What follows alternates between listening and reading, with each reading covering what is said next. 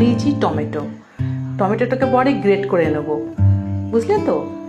তো চলো রান্নাটা স্টার্ট করে নিই। আর মাছ তো দেখিয়ে দিয়েছি তোমাদেরকে, তো চলো রান্নাটা করে নিই।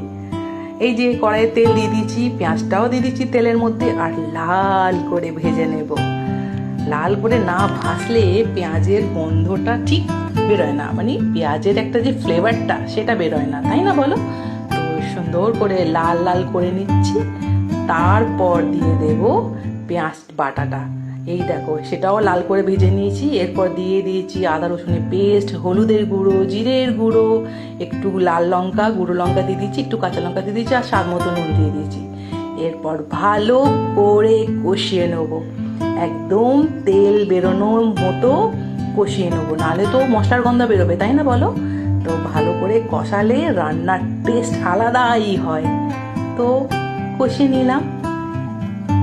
তো যেহেতু ধনেপাতা দেবো না, ওই জন্য আদা রসুনের পেস্ট দিয়েছি, বুঝছো তো। তো দেখো আমি ভালো করে সুন্দর করে কষিয়ে নিচ্ছি। তারপরে এখানে দিয়ে দেবো টমেটোকে একটু আমি গ্রেট করে নিয়েছি, মানে ঘষে নিয়েছি, তো সেটা আমি দিয়ে দেবো।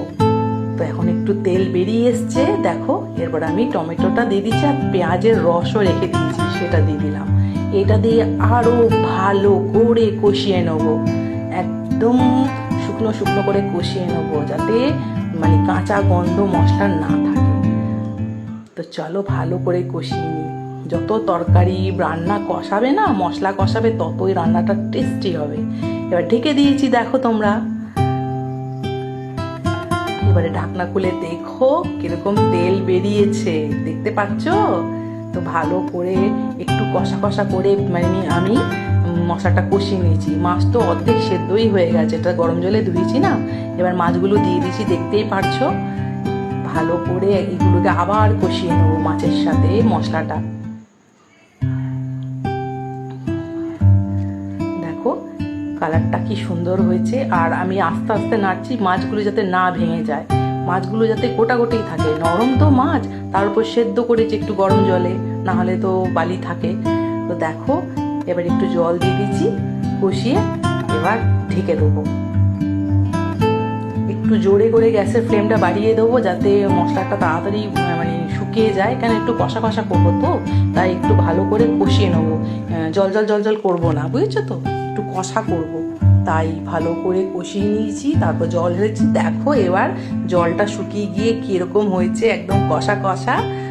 তো আমার তো দেখেই একদম মুখে একদম জল চলে আসে। শুটকি মাছ বাঙালিরা খায় না এরকম হয়, আর বিশেষ করে বুদ্ধিস্টরা তো বেশি করে খায়। এখন আমরা খেয়ে নেব।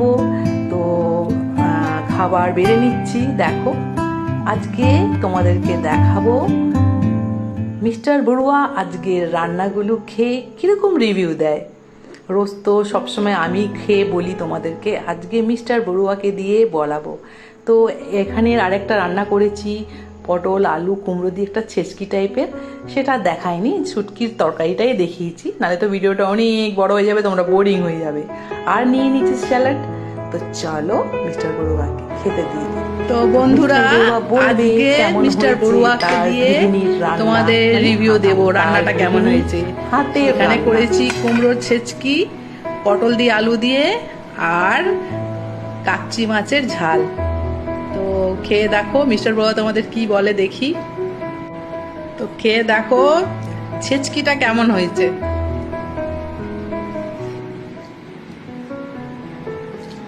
বলো মুখ থেকে।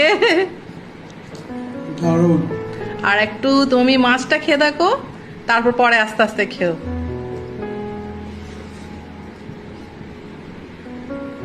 আর সাথে তো স্যালাড দিয়েছি।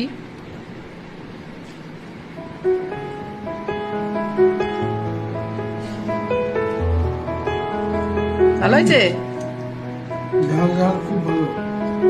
আচ্ছা, তো বন্ধুরা আজকের এই রান্না তোমাদের সঙ্গে শেয়ার করলাম। ভালো লাগলে তোমরাও বানিও এই কাচকে শুটকি, ঠিক আছে? তো চলো টাটা বাই বাই, আরেকটা ভিডিও নিয়ে